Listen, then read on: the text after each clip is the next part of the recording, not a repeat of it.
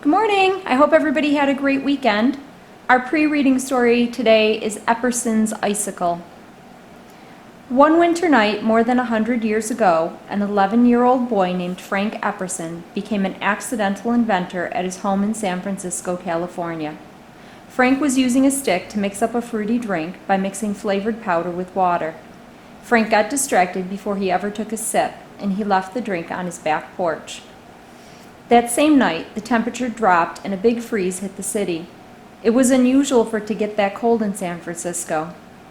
When Frank woke up for breakfast the next morning, his hungry stomach growled like a bear. Before he ate, Frank remembered his drink on the porch. He had left it without a guard to watch over it during the night. Frank found the drink on the porch in the exact position he'd left it. When Frank reached for it, he discovered it wasn't liquid anymore.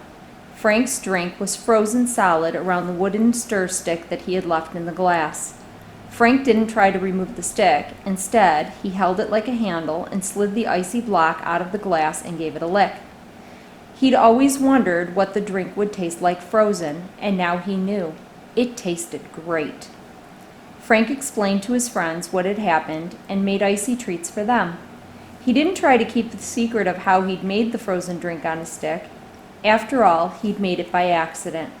His friends loved the treats, and he thought everybody else would too. When Frank was older, he decided to sell them. First, he called the frozen lollipop an Epperson Icicle. Later, he changed it to the Epsicle. Finally, when he was grown up with children of his own, he gave it the name we use today. It was 1905 when Frank left the drink on the porch and invented the frozen ice pop. Today, people in the United States eat hundreds of millions of them every year. There's no museum selling souvenirs or showing pictures of the first Epperson Icicle, but it has become one of the favorite hot weather treats in the country. Frank was right that they'd be popular, and he'd probably be amazed at just how popular.